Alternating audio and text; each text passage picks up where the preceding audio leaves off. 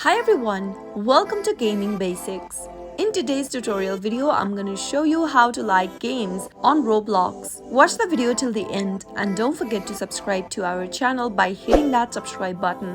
Press the notification bell so that you'll never miss another upcoming upload from us.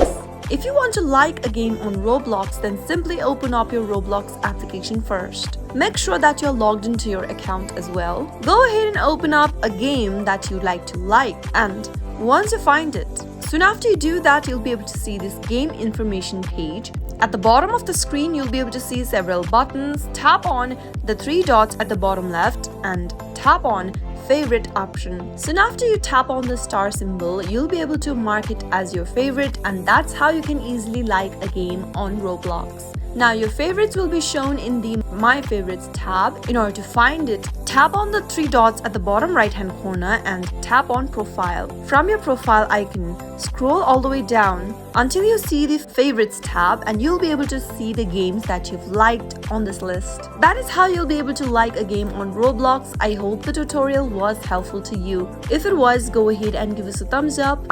I'll be back soon with more videos like this. Thank you for watching.